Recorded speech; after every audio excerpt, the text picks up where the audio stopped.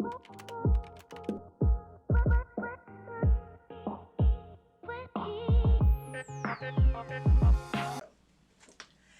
y'all, my name is Jay Lane and welcome to my channel. I am so excited. Though this isn't my first YouTube video and it isn't my first sit down talk to you, I don't know what type of video, but though this isn't my first, it feels like it. I'm super nervous, super anxious, but I'm so excited. Today we're gonna go ahead and start a new series. It's new to YouTube, but I had it back on Instagram called the Backend. In this series, I was basically walking through different tips, suggestions, DIYs, tutorials, things of that nature to help make the back end of your business more successful. So that is what we're doing today. This is the very first video, or the very first installation of the back end here on YouTube, and I am so excited. Today we're going to keep it real cute and simple as well as short. I'm going to be speaking about 4 different things that I wish I kind of knew before making it to this point in my journey. So a little background on who I am. I am Jay Lane. I'm the owner of Create Here Studio. I'm also the lead graphic designer at Busy Boss.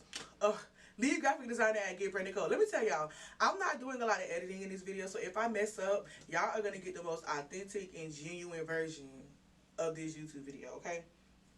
So that's what's going on.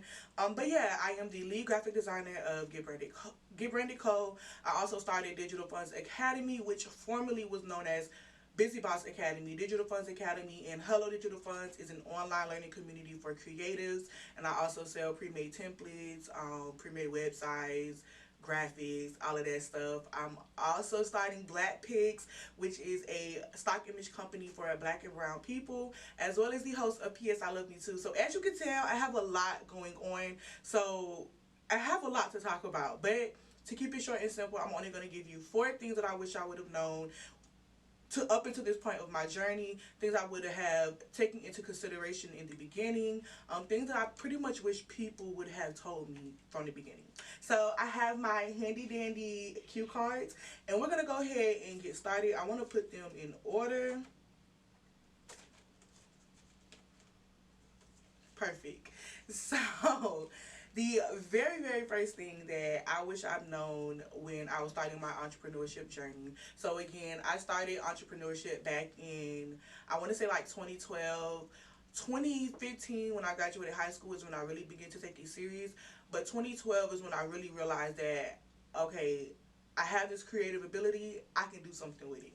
So the very first thing that I wish I would have kept in mind, or wish that somebody would have told me, or that I just would have learned sooner, was make it perfect later. Okay, make it perfect later and release what you have now. So there's a lot of things, a lot of ideas, a lot of initiatives, a lot of events, you know, a lot of campaigns. Y'all don't even get me started on these campaigns, but there are a lot of things that I wish I would have released sooner, or released at all. There's still a lot of things that I'm sitting on, a lot of ideas that I'm sitting on, but side note, 2022, we ain't doing that no more. So there's a lot of things that I wish I would have pretty much just released out into the public, and I could have made it perfect later with feedback and just, you know, actually putting my feet in the water. Like, you'll never learn how to swim if you don't actually get in the water, right? So make it perfect later. So my advice to you, or just my tip, I guess, would be make it perfect later. You can tweak it later. Whatever you have, release it.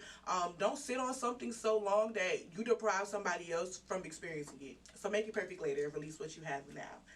Number 2, I have stay authentic to yourself. It's extremely easy to do what everyone else is doing, especially if it looks like it's working. So one of the things that I did a lot in the beginning was a lot of rebranding. I want to change my logo, I'm going to change my website, because everybody's going to the minimalistic branding. Everybody's doing this. This is working. They're making 6 figures on this platform, and they're making 5 figures doing this. It is so easy to want to fall into the line of what everyone else is doing, what everybody else has going on. Stay authentic to yourself. Stay authentic to your own voice.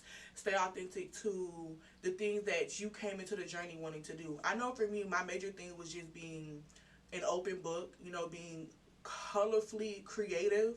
I wanted to establish kind of like a dominance in the faith world as well as in the entrepreneurship world. And there's no particular way that it has to look, though there are a lot of faith-based entrepreneurs, there are a lot of entrepreneurs, period. There's a lot of creatives, content creators. There's so many of us, and it's so easy to want to fall into line of what everybody else is doing, especially in the world of Instagram. So I like to call Instagram a ruler, because it is so easy to want to measure your life, to want to measure, the point that you are in your life to what everybody else is doing on Instagram. One thing my mother always tells me, which is pretty cliche, everybody knows this, but nobody is showcasing the bad parts of their life on Instagram. Point blank, period. Okay, nobody's showing you the bad things. Nobody's showing you the evictions. Nobody's showing you the bills that are piling up. Nobody is showing you their boyfriend beating them upside the head. Nobody's showing them their girlfriend mistreating them. Nobody is showing you the ugly side of their journey. It is always going to look good, especially on Instagram. Now, if you're on TikTok, that may be a different story, but nobody is showing you the ugly side. So it is so easy to want to fall into line of what everybody else is doing because it looks good, right? They are living the life that I want to live. They're in the high rise that I want to be in. They're going on the trips that I want to go on. It is so easy. Stay authentic to yourself.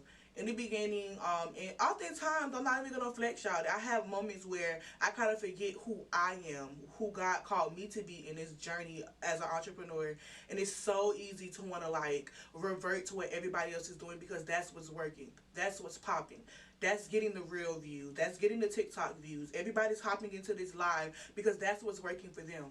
Keywords for them. Do what works for you, and they're gonna do what works for them. So stay authentic to yourself. Stop to yourself and be you. Like it's so cliche, but be you. There's a million Instagram models. There's a million Instagram baddies. There's a million Instagram influencers. Like no tea, no shade. There's a million minimalistic black and white living rooms on TikTok. Like be you, be colorful, be you loudly and proudly. Period. The next one would be respect your own boundaries, y'all. I am a service provider, right? And as a service provider, I am dealing with a lot of people. And I'm dealing with a lot of people one-on-one, close proximity, always on phone calls, always taking phone calls, Zoom calls, text messages, emails, Instagram DMs, comments, the whole nine. Like, I'm constantly always having to make myself available to people. And it has taken me up until, I want to say, August of last year to understand that it is time for me to respect my own boundaries. I had an extremely hard time with establishing boundaries and sticking to them. And not even just in the sense of clients, but in the sense of everything. So if I said my hours are from 10 a.m. to 6 p.m., at 6:01, no, I cannot hop on a Zoom call with you. Baby, at 5:58, I can't hop on the Zoom call with you. Like, respecting my boundaries was a huge thing for me. I was giving out my phone number a lot in the beginning of my entrepreneurship journey. I was doing a lot of, like, overselling, over-promising, a lot of things that I weren't comfortable with just to keep a customer, to keep a sale, to keep a client, to keep from them bashing me on Instagram or whatever the case may be. Y'all respect your own boundaries. It is so easy to fall into that people pleasing phase. Now that ain't you, because some people have that naturally where people pleasing is just not them. Y'all, I have a horrible, horrible, horrible trait of people pleasing. Like that has been my thing since I was a child. I always wanted to make people happy no matter how uncomfortable it made me. I always wanted to make sure everybody around me was comfortable no matter if I was uncomfortable or if I was unhappy or if I didn't like the situation. Whatever the case may be, y'all, respect your own boundaries. And that's just, it's just as simple as that. And the very last one, y'all, is ask for help. Y'all, ask for help. It is okay to get help. I don't know why people think asking for help is going to make them less of an expert, less of a creative, less of an artist, less of a coach, less of an whatever that you do. It does not make you less than if you ask for help. My biggest thing in the beginning was I wanted to look like I had it all together. And having it all together was not asking people how to do something, or asking people what I should do, or asking for advice on systems and implementing systems, or asking for advice on the best software to use, or asking for advice on what times I should post, or asking for advice on like how to have a healthy business. But it's okay to ask for help, y'all. Ask for help.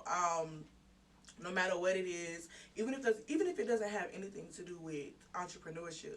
Ask for help, period. Closed mouths do not get fed. Open your mouth, let people know that you need help. There's somebody out there who has what you need, and I'm pretty sure God has already placed it on the hearts of somebody. Ooh, not even to go there. Thank you, Holy Spirit. God has already placed it on the hearts of somebody to actually bless you in something, or to put something to the side to have it ready for when you actually ask for it. Does that make sense, y'all? Ask for help. So, like I said, y'all, quick, simple, straight to the point. Those are my 4 key things that I wish I would have known in the beginning of my journey. So just to kind of run back through them, y'all. The very first one for me was make it perfect later. Release what you have and make it perfect later. Also, stay authentic to yourself. Be you loudly and proudly. Respect your own boundaries because they are your boundaries. And if you don't respect them, nobody else will. And ask for help. Thank you so much for tuning in to the very first installment of the Backend, the series. Check back in. I haven't decided on how frequently I will be publishing these style of videos or how frequently I'll be updating this series, but I do know there will be more to come. Thank you again so much for joining. Follow me on Instagram at Real J Elaine. Why did I almost forget my own Instagram name? Follow me on Instagram at Real J Elaine. Don't forget to like, comment, subscribe, turn on your post notifications so you can be notified every single time I publish a new YouTube video. And check out my weekly vlogs. I actually did a behind the scenes video on the making of the very first video of this series. So make sure you check it out too. And again, follow me on IG because your girl be lit over there. Period.